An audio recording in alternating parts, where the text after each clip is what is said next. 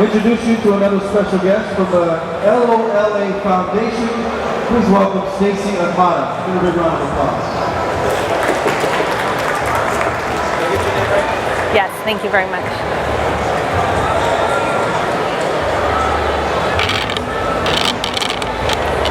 I'm short. Hi everyone. My name's Stacey, and thank you so much for allowing me to be here today. Does anyone out there suffer from post-traumatic stress disorder? Anyone have severe anxiety when you're talking in front of a group of people? That's me. So if I could ask your permission to read what I have to say, really I'm going to read my heart and share Jamie's story with you. So is that okay with you guys? Thank you. So we'll just start from the beginning. I'm going to give you a little bit of a throwback Saturday. So bear with me. We'll go back to my sophomore year of high school. I was 15 when I met Jamie. He went to Radford and I went to Mauna Loa. From the first time we met, I felt his energy. He loved to laugh. He was a guy who attracted people by his welcoming laugh. His smile would light up and the world around you, and his hugs were felt, not just tapped. He loved kicking it with the boys and driving to a spot where the cops couldn't find us. We would barbecue and talk story under the stars. Going on 3 years into our senior year, Jamie and I started to talk about our future. College, the lottery, and a Porsche in the driveway were not a part of the conversation. We talked about moving to the mainland, specifically because Jamie loved football. He was a huge San Francisco 49ers fan, and he wanted to move back to the Bay, wanting nothing more than to be a season ticket holder, live life, be drunk, and marry. So it was a Thursday morning. Jamie and I woke up. He ate breakfast while I ironed his work clothes like a good girlfriend should. We spoke on the phone during his lunch break later on that day, and we talked about our plans to meet later that night and discuss the time he would be over. That was the last time I spoke to Jamie. While Jamie wasted time after work waiting for my page, he hung out in Mililani with the boys and barbecued at Rookie's house until my dad left for work. It was a normal routine. I don't know if Jamie received my text that night letting him know it was time to come over. I never saw Jamie again. On their way back from the store, Jamie sat shotgun in a car driven by someone who was drunk and high. When the car crashed into a tree, the driver, who Jamie just met, fled the crash. Jamie's friend Jim, sitting in the back seat, had suffered his own injuries, but somehow managed to climb to the front of the car and pull Jamie out, and they sat there in the middle of the highway, just waiting for help. Jamie died 2 days after that crash. We had Jamie's funeral less than a week later, and days after that, I got on a plane and moved to Seattle. My heart hardened. I was angry at the world and anyone living in it. Being away from the routine of Jamie allowed me to pretend a new life. Does anyone know what that feels like? To pretend a new life? Does that even make sense? Going through life without feeling or understanding empathy, because why should I? The world just took away my best friend. I did that for a very long time. It wasn't until my son, at the age of 15, started to ask me things like, "Mom, can you sign me up for driver's ed? I want to get a new car." My anxiety reached new levels, and the trauma of losing Jamie returned. I went back to therapy and was forced to find ways to figure this out. How many of you have kids? How many of you want kids?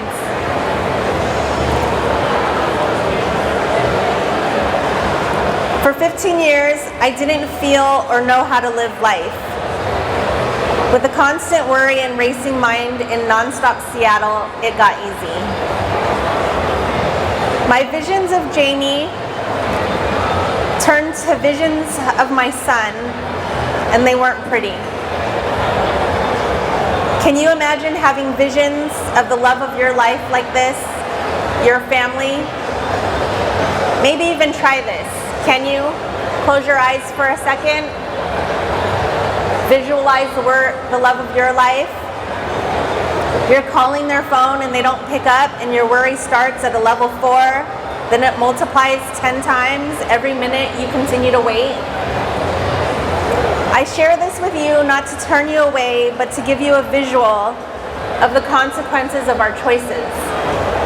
To let you know that I'm no different than you, just a little Filipino girl trying to make it. Now, why am I here? I flew in yesterday from Seattle.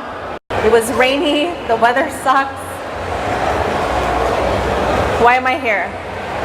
Every state that has chosen the greener path has been at the drawing table.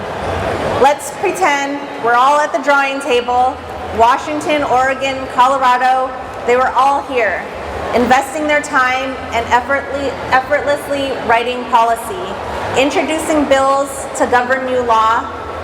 Then years later, other bills are introduced, considered and passed, realizing after trial and error, there were some things missed.